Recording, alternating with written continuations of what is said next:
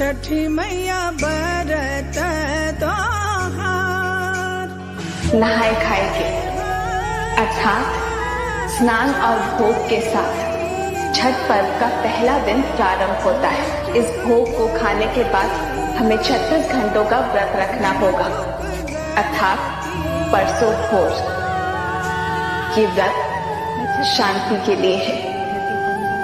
जहाँ शांति हो वहाँ सुख और समृद्धि अपने आप आ जाती है।